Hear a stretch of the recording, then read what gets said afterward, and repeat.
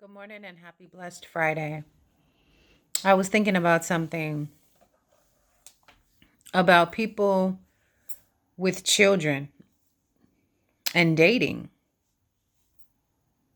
How do you knowingly enter into a relationship that there are kids and not try or accept them? Another point is,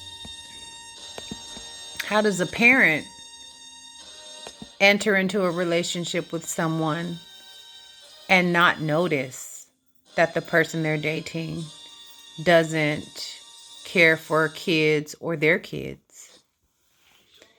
And I think there's a two-part thing here, right? That there is, maybe one could say that the parent doesn't allow that person to fully enter and be a part of those kids' lives. And then the part of maybe the person not really caring for the kids or liking the kids, or having an irate, or not necessarily irate, but another parent who's not in the relationship, the other parent of the child, make it difficult on the relationship. And I remember being in a relationship where I was told that the person I was dating at the time couldn't say anything to my kid. And part of it was true, but part of it wasn't.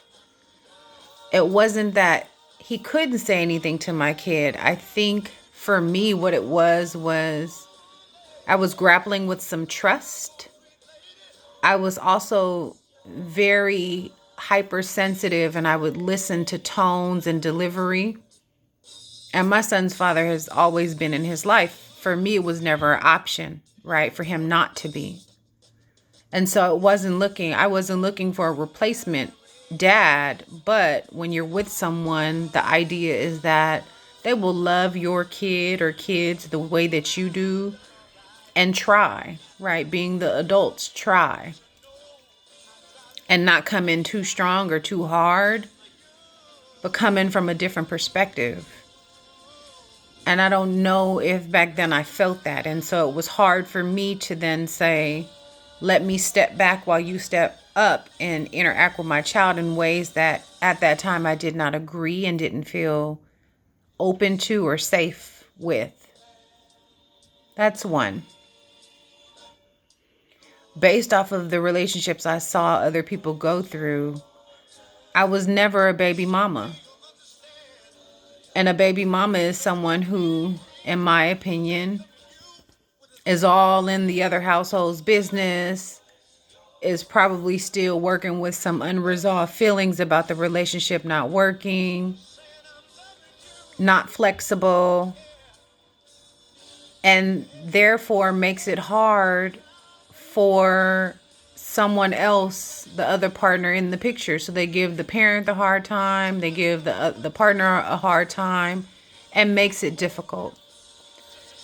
And if I look back at my relationship with my son's father, I didn't do those things. I was very flexible. I was very open. He wasn't babysitting his son. He was taking care of him, and that's a difference.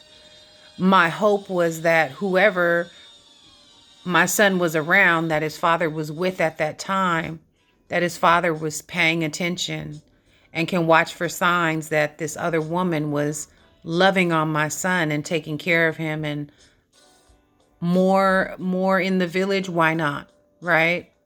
Maybe this other woman could have given my son something that I didn't have, or just add to what I'd already given him on a regular basis. And I didn't feel that. What I felt was that my son was not completely and totally accepted and loved.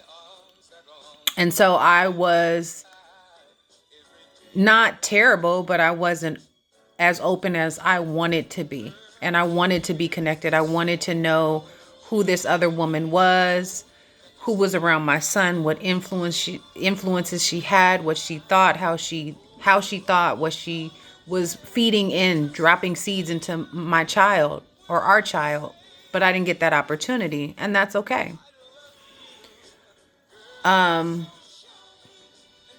So those are just a couple of examples of being with someone who has children. It's not simple. It's not a plaything. It is something that you should take very seriously, and understand how and where you fit in. That if you are the head, then that means that that person is going to trust you. And in trusting someone who is the head, there's so much that goes into that. You don't just get the head because you come in beating your chest. You get the head because you show that you're a responsible man, a man of God, a man who takes care of, and not just takes care of, but takes care of people well, right? And looks out for the entire unit. So it was just the thought I had, and I wanted to share that people who have children, it's a package deal. And so knowing what you're walking into, just a thought. Thank you for listening. I love you. Happy Blessed Friday.